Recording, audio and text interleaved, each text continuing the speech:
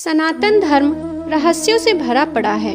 हम जब कोई भी धार्मिक ग्रंथ को पलटते हैं तो उसमें कोई न कोई रहस्य निकल ही जाता है। आज हम उसी रहस्यों में से एक रहस्य कामधेनु गाय के बारे में देखेंगे। हिंदू धर्म के अनेक धार्मिक ग्रंथों में कामधेनु गाय की चर्चा हमने सुनी है। उसी चर्चा में हमने यह भी देखा है कि कामधेनु गाय को दैवी शक्ति थी। कामधेनु गाय का दूध भी अमृत एवं चमत्कारी शक्तियों से भरपूर माना जाता था। यही कारण है कि कामधेनु गाय को माता का दर्जा भी दिया गया। जैसे एक माँ अपने बच्चे की हर एक इच्छा को पूरी करती है, ठीक वैसे ही कामधेनु गाय भी आपकी मांगी हुई हर एक इच्छा को पूर्ण करती है। अब देखेंगे कि उनकी उत्पत्ति कैसे हुई थी और वह कहाँ से आई थी। पौराणिक कथाओं के अनुसार देवताओं और दैत्यों के सामूहिक बल से समुद्र मंथन किया गया था।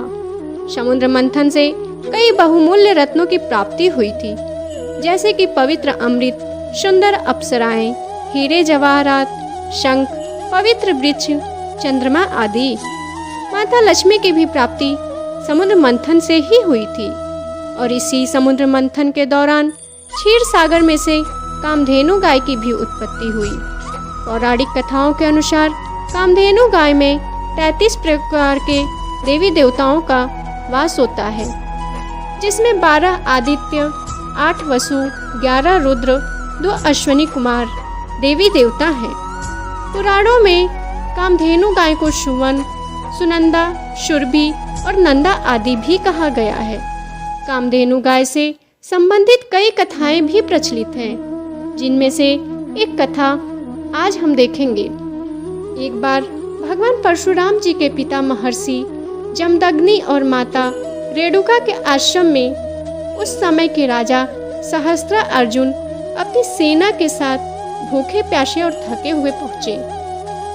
पहले की रीत थी कि राजा महाराजा सब शिकार खेलने निकलते थे और वे शिकार खेलते खेलते दूर निकल जाते थे, और जब उन्हें थकावट और भूख प्यास महसूस होती थी तब वे वन में ही बने ऋषि मुनियों के आश्रम में जाकर विश्राम करते थे। साथ ही साथ उन लोगों से आशीर्वाद भी प्राप्त करते थे। ऋषि मुनि अपने अपने सामर्थ्य के अनुसार राजा महाराजाओं का अतिथि सत्कार करते थे। जब राजा सहस्त्रार्जुन ने महर्षि जमदग्नि के आश्रम के निकट पहुँचे तो उन्होंने सोचा कि आज हम यहीं पे विश्राम करेंगे।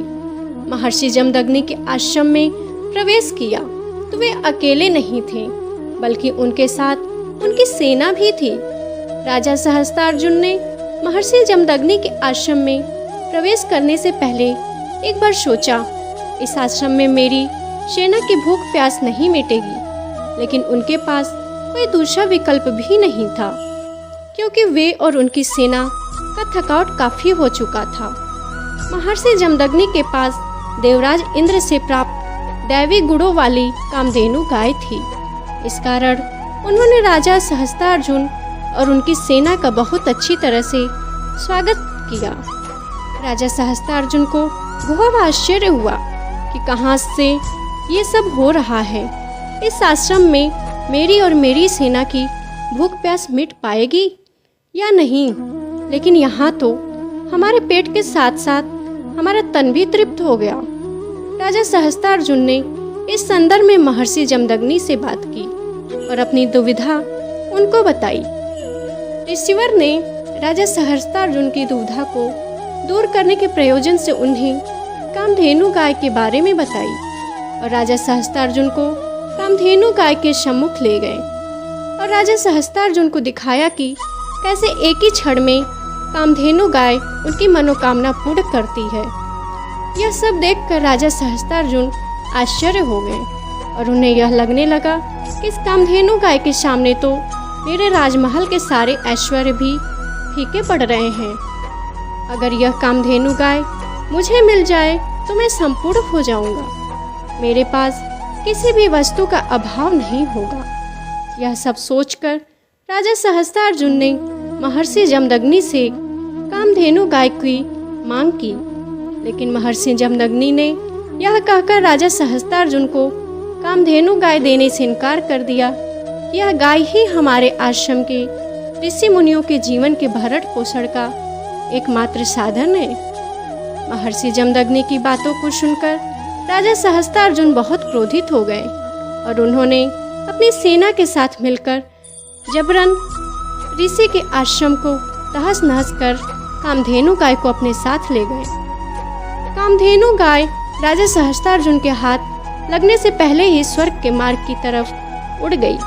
इस घटनाक्रम के पश्चात कामधेनु गाय न मिलने के कारण राजा सहस्त्रार्जुन और उनकी सेना क्रोधित और निराश होकर अपने नगर महिष्मतीपुर लौट गई। महर्षि जमदग्नि और उनकी पत्नी रेणुका को यह देखकर बहुत दुख हो रहा था। उनका आश्रम भी उजड़ गया और कामधेनु गाय भी चली गई। कुछ समय पश्चात परशुराम जी आश्रम लौटे और उन्होंने अपने पिता के आश्रम को तहस नहस और उजड़ा देखा तो बहुत क्रोधित हुए और अपनी माता से सारी बातें पूछी जो पूर्व समय में घटित हो चुकी थीं। यह सब सुनकर परशुराम जी क्रोध में भरकर राजा सहस्त्रार्जुन और उनकी सेना का सर्वनाश करने का संकल्प लेकर राजा सहस्त्रार्जुन के नगर महिष्मतीपुर पहुँचे। राजा सहस्त्रार्जुन और भगवान परशुराम के बीच भीषण युद्ध हुआ। अंत में परशुराम जी ने राजा सहस्त्रार्जुन की हजारों भुजाएं और धड़ अपने शस्त्र परशु से काटकर उसका वध कर दिया। इसके पश्चात भगवान परशुराम अपने पिता के आश्रम पहुँचे। महर्षि जमदग्नि ने उनके पुत्र भगवान परशुराम को वध का प्रायश्चित करने के लिए हरिद्वार जाकर तपस्या करने के लिए कहा। भगवान परशुराम तीर्थ स्थल पर जाकर तपस्या में लीन हो गए। इधर जब राजा सहस्त्रार्जुन के पुत्रों को भगवान परशुराम के तीर्थ स्थल पर जाने की सूचना मिली, वे सब अपने पिता की मृत्यु का बदला लेने के लिए महर्षि जमदग्नि के आश्रम में आ गए। उस समय आश्रम में केवल महर्षि जमदग्नि और उनकी पत्नी रेणुका ही थी।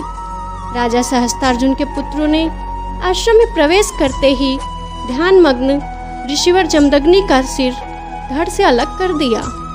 जब यह दृश्य उनकी पत्नी ने देखा तो वे चिल्लाते हुए अपने पुत्र परशुराम को पुकारने लगी। परशुराम जी की माता को बचाव के लिए पुकारते देखकर सहस्त्रार्जुन के पुत्रों ने उनको भी मारना शुरू कर दिया और सहस्त्रार्जुन के पुत्रों को लगा कि परशुराम जी की माता भी मर गई हैं, तो वो वापस अपने नगर लौट गए। जब भगवान परशुराम जी की माता रेणुका उन्हें पुकार रही थी, उस वक्त भगवान परशुराम तपस्या में लीन थी, लेकिन उनकी माता की आवाज़ से उनकी तपस्या भंग हो गई और भगवान परशुराम अपनी शक्तियों की बदौलत तुरंत अपने ही आश्रम लौट आए। अपने आश्रम की दुर्दशा और अपने पिता का कटा हुआ सिर देखकर भगवान परशुराम का क्रोध चरम सीमा पर पहुंच गया और अपने पिता के कटे हुए सिर को धड़ को अपने भाइयों को सौंपकर वे राजा सहस्त्रार्जुन के नगर महिष्मती पहुँचे। वहाँ पहुंचकर सहस्त्रार्जुन के बचे हुए पुत्रों को भगवान परशुराम ने मार डाला और अपने आश्रम को लौट आए। आश्रम में आकर भगवान परशुराम ने अपने पिता के शरीर को कुरुक्षेत्र में ले जाकर मंत्र की सहायता से अपने पिता के सिर को उनके धड़ से जोड़ दिया। इस तरह उनके पिता महर्षि जमदग्नि पुनः जीवित हो गए और अपने आश्रम लौट आए। आगे परशुराम भगवान हरिद्वार पुनः चले गए अपना प्रायश्चित पूर्ण करने के लिए।